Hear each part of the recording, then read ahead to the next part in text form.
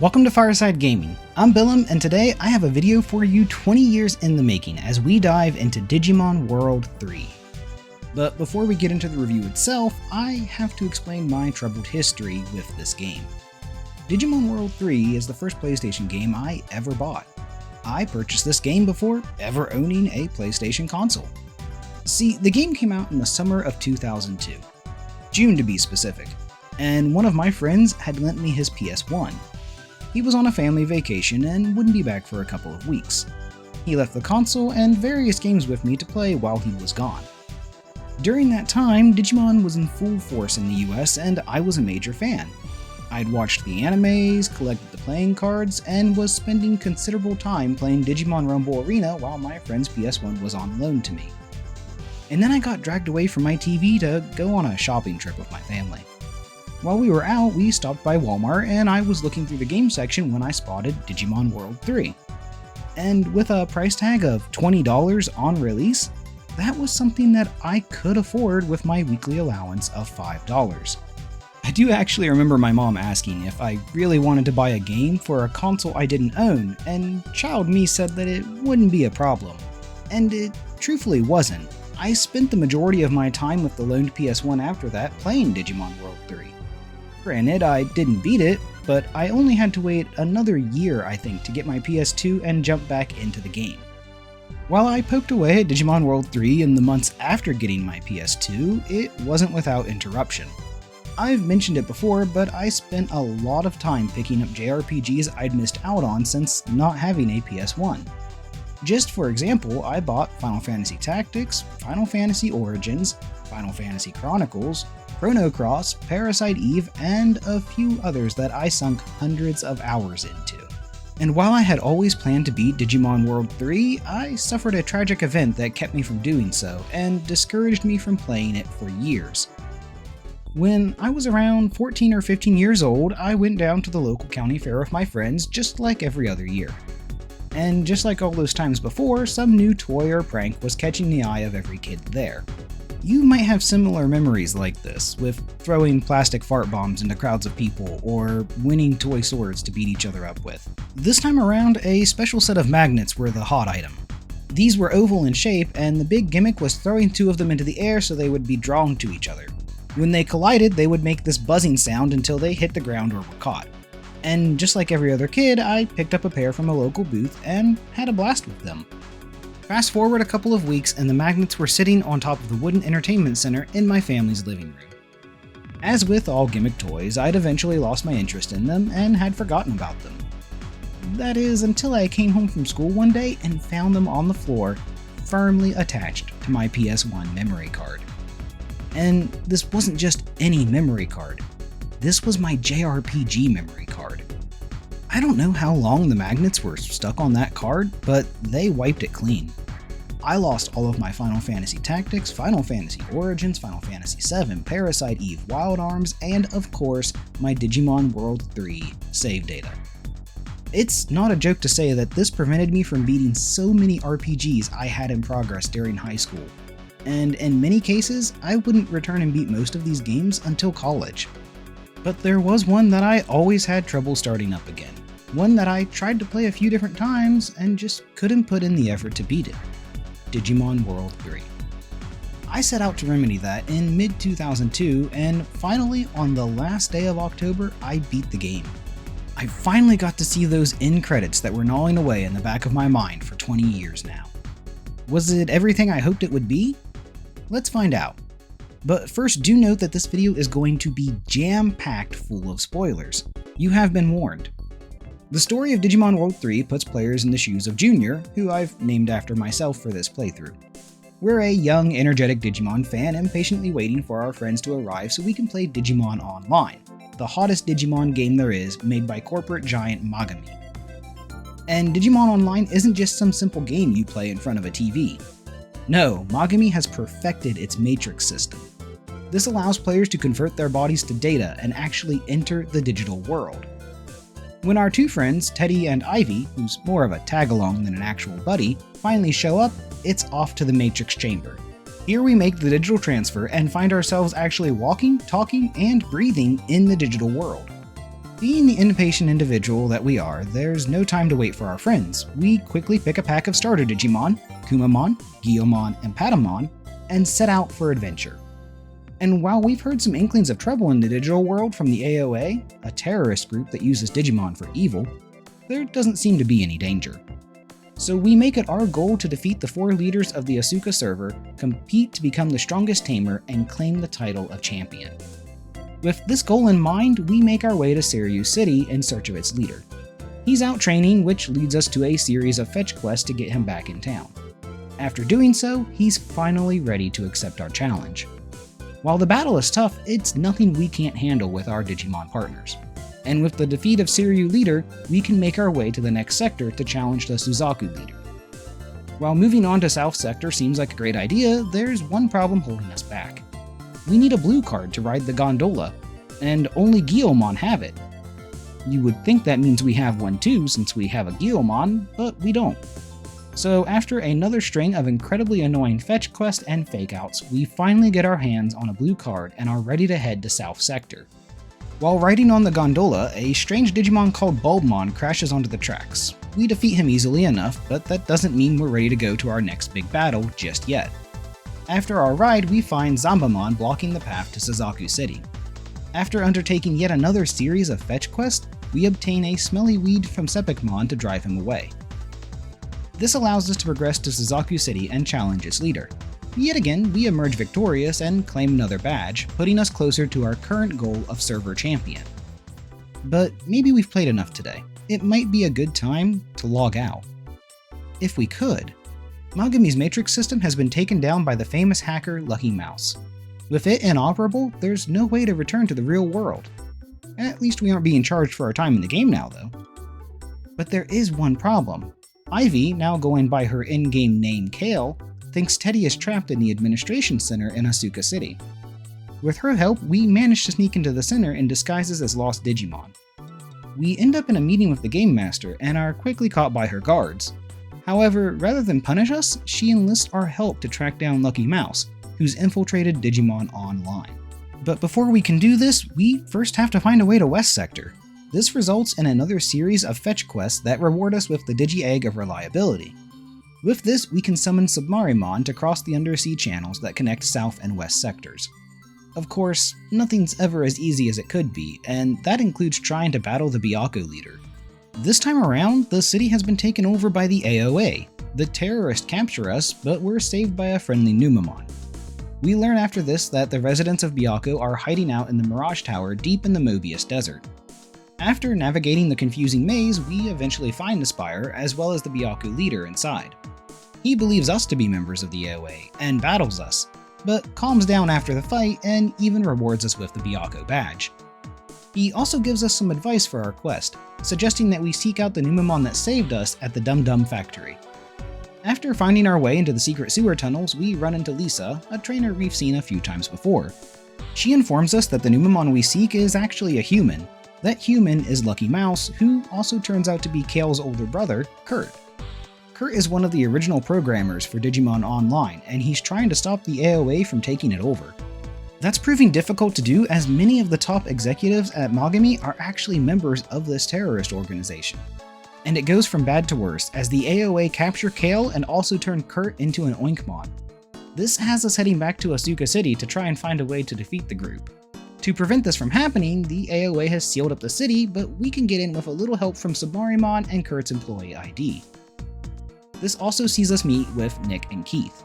They, alongside Lisa, are members of the international police that are undercover trying to take out the AOA. After fighting through the AOA agents guarding the basement, we make it to the administration center. Here we meet a strange Digimon, while also finding Teddy locked away in a prison. After searching for clues, we find a secret room inside the control room. In here we find the Game Master, who is also revealed to be a member of the AOA. We take her down without a problem, and our friends show up afterwards to guide us to our next goal. And that's finding out how the AOA crossed from Amaterasu server to Asuka server to take over Byakko City. We do figure this out, and it ties back to that Bulbmon we fought earlier. After traversing the path it made between servers, we find ourselves in Amaterasu server. Our next goal is to find the Digi-Egg of Knowledge, which will give us access to Digimon and the north sector of Asuka server. We do eventually find the Digi-Egg and also take down the AOA chiefs of the East and South sectors.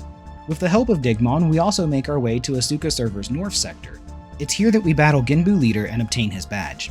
With all 4 of the Asuka Leader badges in our possession, we can now activate an emergency matrix system that will transport us back to the real world.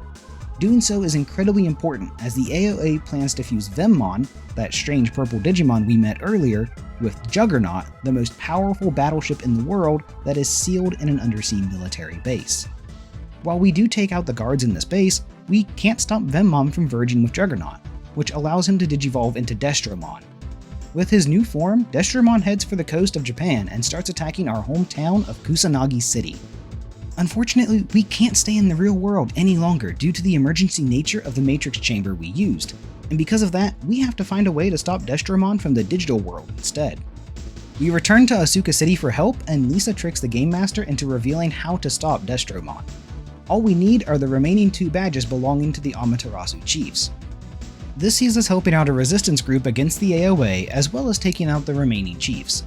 With all 4 badges in our control, we can now reprogram the Nightmon that have been blocking the way to Amaterasu City. That gives us access to the headquarters of the AOA, which is set up in the administration center of the city. The president of Magami attempts to bring us over to his side, but we reject him and take him out with our Digimon companions. Now that he's out of the way, our friends are able to use the computer terminal in the control room to destroy Destromon in the real world. With the AOA and Destromon defeated, we're finally ready to head home. But the Matrix Chamber still isn't working, trapping us in the digital world. And to top it off, we learn that there are still Venmon running around turning people into Oinkmon. Our journey takes us back to Amaterasu City, where Kale tells us about everyone being turned into Oinkmon by Venmon. We head for the control room once again and are greeted by Lord Megadeath. He's the true leader of the AOA and a digital lifeform born in the network. He tells us that the AOA's plans aren't over yet and taunts us to challenge him in battle. We take that challenge and follow him through a warp gate. This returns us to the real world, but not on Earth. Instead, we're on Gunslinger, a secret military satellite orbiting the planet. With its cannon, Lord Megadeath plans to launch a digital wave that will turn all life on the planet into Oinkmon, allowing him to rule over them. We take out his team of Digimon, but he escapes through another warp pad. It's here that we see Venmon become its next Digivolution, Snatchmon. This powerful Digimon has no intention of listening to Lord Megadeath and absorbs his data. Snatchmon then tells us that he doesn't intend to turn the world's population into Oinkmon. Instead, he plans to use Gunslinger to turn them into Matrix data that he can absorb. Doing so will give him enough energy to fuse with the Earth itself, becoming Gaiamon. But before that can happen, we stand in his way. In order to battle us, Snatchmon fuses with the Gunslinger, becoming the massive Galacticmon. This is our hardest battle yet, with the monstrous Digimon putting up one heck of a fight. But we do finally take him down. And not just a little down either. Losing the battle sends Galacticmon plunging into the Earth's atmosphere, where he burns up into nothing. Our story ends much like it begins. 3 months after the defeat of Galacticmon, we're waiting yet again on a street corner in Kusanagi City. Teddy and Ivy show up, and we learn that Kurt has been working hard to restore Digimon Online following Magami's mismanagement. After a small squabble, we set off to dive back into the newly reopened digital world. The story of Digimon World 3 is one that I quite enjoy, but I wish it had better pacing. It's not an exaggeration to say that 3/4 of the story is just performing fetch quests that have players continuously revisiting old areas over and over and over again. Because of this, the plot always feels like it's moving 2 steps forward and 1 step back with every action the player takes. And as an added pain, the game is really bad about not giving players enough direction for their next goal, which can lead to even more hours wasted aimlessly wandering the digital world. It's actually really frustrating because there's a lot I do like about the story. For example, the AOA trapping tamers in the digital world while causing problems in the real world is interesting. It creates unique situations where the player has to find a way to stop them without just heading back to the real world to do so. It also makes it really cool when the player does get to return to the real world in small bursts. And I really enjoy the final parts of the game with Snatchmon. Knowing that this Digimon can turn humans into data to become stronger is an incredibly scary concept. and then it goes and fuses with the satellite to become this absolutely crazy final boss that the player has to stop, and if you don't, it'll fuse with the Earth and become Gaiamon. That's freaking cool as all get out. Unfortunately, pacing issues are a problem outside of just the story. As much as I love it, there's no denying that Digimon World 3 is an incredibly grind-heavy game. I finished it up at about 70 hours and still never got a single one of my partner Digimon to level 40 for their natural Mega Evolutions. And to be clear, I spent a lot of time grinding in this game working towards that goal. Heck, I even enjoyed it most of the time. I'm a sucker for watching stats increase as I level up, as well as seeing how much more damage I give and take. It's a simple thing, but the dopamine kick I get from it is similar to a Happy Mouse with cheese. If I had to suggest a solution to this for a modern re-release of the game, it would simply be doubling the amount of experience points and bits, which is the game's currency, that each enemy gives. It's not a perfect fix by any means, but it would speed up the grind to a more reasonable level. And it's not like this is an unheard of method for reducing grind. Both Breath of Fire 1 and 2 had these changes made for their Game Boy Advance releases, and it goes a long way toward making those games more enjoyable. I do also have to note that Digimon World 3 isn't an overly complex turn-based RPG, it's just one-on-one battles between players and Digimon. If you battle another tamer, they can have up to 3 Digimon partners as well, but each player only ever has one Digimon on the field at a time. And the biggest problem is that players never have to try all that much to win their battles. The way the game is designed, players can basically take down anything with the counter crest and enough heals. That's because the counter crest activates 100% of the time for physical attacks, and when it does, you give back as much damage as you take. It just completely breaks the game and makes every fight incredibly easy. And while players could just not equip the counter crest for more of a challenge, all you're doing is submitting yourself to even more grinding. Nothing's going to change much about the battles, and instead your time in the game will just increase. The easiest comparison I can make is to just about any other turn-based RPG. In most games, the normal battles don't require much thought and players just press attack to get through them. However, when a boss battle comes along, that's typically when players have to start putting in a little bit more thought. In Digimon World 3's case, even the boss battles operate just like a normal battle, meaning there's never any reason to strategize. The only exception to this is Galacticmon, the final boss of the game, and that's only because he can't be countered and will counter players' attacks as well. It's the only boss in the game that gave me any trouble, and even then, it was still just a case of healing through his attacks until I Blast Digivolve to a stronger form for more damage. To turn to a positive note, Blast Digivolving is one of the most enjoyable concepts Digimon World 3 brings to the table. I mean, it's basically a limit break a la Final Fantasy, but instead of one powerful attack, the Digimon digivolves to their next form. The blast gauge builds as players take damage, and when it fills up, enemies are in trouble. There's just something so cool about watching these digivolutions, especially if they happen when the player is in a pickle. Also, blast digivolutions last for a few turns, and the Digimon gains unlimited MP and can use their ultimate attack during them. I have a lot of fond memories of blast digivolutions saving my butt as a kid, and while that didn't happen as much this time around, I still love them. And of course, I can't talk about Digimon World 3 without bringing up its card game. I've always enjoyed Digimon card games, and I still do with the current one that's running right now. And while the card game in Digimon World 3 is its own version, it's still a lot of fun. The basic idea is that players build decks with Digimon and program cards. When drawing cards, players get power of the colors of the cards they draw. They can also use these different colored powers to summon Digimon that match them. The higher level the Digimon, the more power players will need. It's a fun system, and the game promotes it well with the ability to challenge loads of other tamers in Digimon Online. Also, defeating players earns them booster packs for more cards. There are also Cardmon players can track down by kicking trees or fishing. These drop special booster packs that can give players an even stronger deck, while also offering XP and bits from the battle. Digimon World 3 even has an entire set of side quests focused on the card game. That includes taking on the strongest card battlers in both Asuka and Amaterasu servers. It's not a joke to say that the card game is one of my favorite things in Digimon World 3. I just wish opponents actually had real decks to play against instead of just having predetermined hands for each round. It makes countering them a little too easy at times, but does act similar to a puzzle that has to be solved, so I guess it's not too much of a negative. I also really dig the large amount of Digimon in this game, both those that are available to players and only able to be fought against. For the former, it's just over 40 Digimon that players can add to their teams, and in the case of the latter, I have no idea how many Digimon there are actually, but it's a lot. The game also includes DNA Digivolutions that can be used to switch out Digimon while also making an attack. Using these can even result in Digimon that players can't permanently gain but are still fun to see. Admittingly, I used a guide to plan out my Digivolutions, specifically the Versus Book Strategy Guide. I actually bought this as a kid because I got stuck in the forest outside of Protocol Ruins. I then kept using it to work toward the different Digimon I wanted. Heck, the poster that came with it is currently hanging above my wife's PC. The way Digimon World 3 works, Digimon gain training points, or TP, each time they level up. Players can use these TP at gyms located around Digimon Online to make their Digimon stronger. They can also train them in certain attributes to unlock different Digivolutions. A perfect example of this is my Agumon.